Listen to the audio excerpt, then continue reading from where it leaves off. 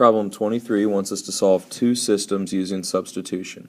The first system is 6x plus 5y equals 4 and x minus 4y equals negative 9. Now when we're doing substitution, the first thing we want to do is choose the easiest equation and then solve for the easiest variable.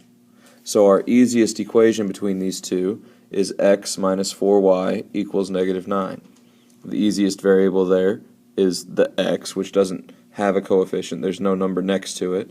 So to get x by itself, I'm going to add 4y to both sides. I'm left with x equals 4y minus 9. Our second step is we want to substitute the new equivalent expression that we just got for x into the other equation for x. So now I'm going to go to the other equation. Instead of x, I'm going to write in 4y minus 9. So I have 6 times 4y minus 9 plus 5y equals 4. Step 3 is to solve this new equation that only has y's for that variable. So I'm going to solve for y here. I have a set of parentheses, so I need to distribute, and then I'm just going to work to get y by itself. Y equals 2. Now that I have y equals 2, my fourth step is to back substitute back into either one of the equations, and I'm going to plug 2 in for y, and then I can solve for x. Again, it doesn't matter which equation I choose, so I'm always going to choose the easier one, in this case, that bottom equation. So I'm going to say x minus 4 times 2 equals negative 9.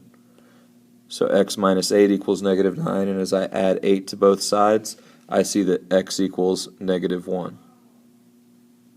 Now I know that y equals 2, x equals negative 1, and my fifth step is to write my answer as a coordinate pair.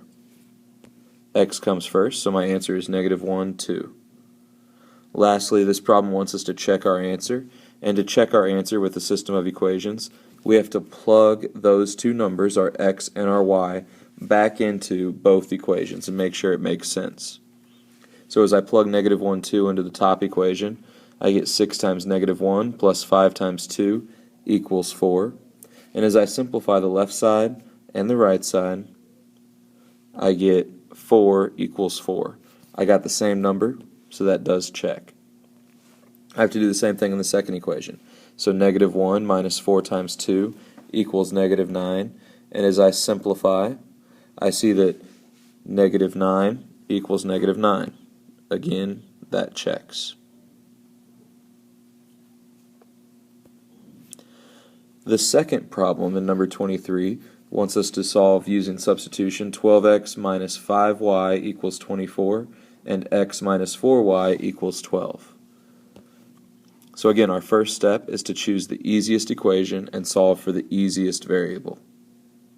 In this case, the easiest equation is again the bottom one, and the easiest variable is x. To get x by itself, I have to add 4y to both sides, so I know x equals 4y plus 2.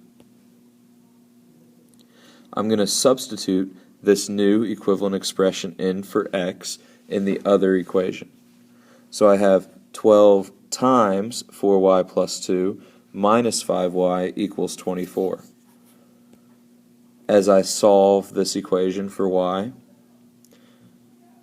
I'm going to end up with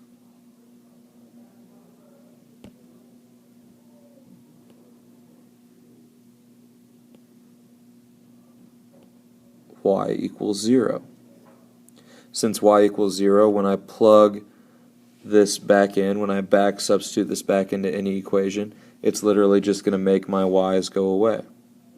So if I choose that bottom equation, I have x minus 4y equals 2.